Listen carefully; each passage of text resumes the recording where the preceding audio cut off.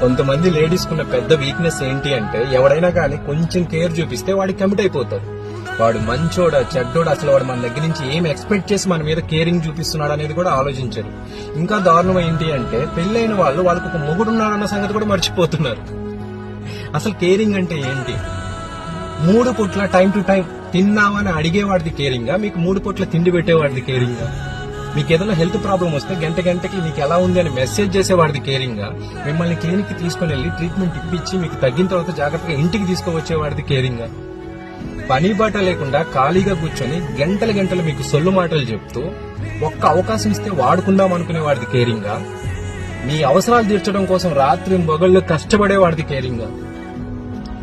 వాడి పెళ్ళం టైంకి తింటుందో లేదో తెలుసుకోలేని వాడు ఇంకొకటి పెళ్ళాన్ని మాత్రము టైం టు టైం తిన్నావా లేదని అడుగుతాడు. వాడు మీ మొగుడి కన్నా గొప్పోడా? మనం ఒక అమ్మాయిని సిన్సియర్ గా లవ్ చేసి అమ్మాయిని పెళ్లి చేసుకోవాలి అనుకుంటే ఆ అమ్మాయికి ఒక బాబు ఉంటాడు, వాడు అమ్మాయిని ఎంతో కొంత గొప్పగా చూసుకుని ఉంటాడు. మనం పెళ్లి చేసుకోవాలంటే వాడికన్నా గొప్పగా చూసుకోవాలి అంటే ముందు మనం లైఫ్ లో సెటిల్ అవ్వాలని థింక్ చేయకుండా గ్యాప్ దొరికినప్పుడల్లా ఆ అమ్మాయిని తీసుకుని వెళ్లి గేమ్స్ ఆడి పంపించేవాడు మీ నాన్నకన్నా గొప్పోడా? మీరు ఒక అరగంట వాడిని మోస్తే మీతో వాడి అవసరం తీరిపోద్ది అనుకునే వాడికి బాధ్యత ఎలా తెలుస్తుంది? మిమ్మల్ని జీవితాంతం భుజాలపైన మోసేవాడికి తెలుస్తుంది బాధ్యత.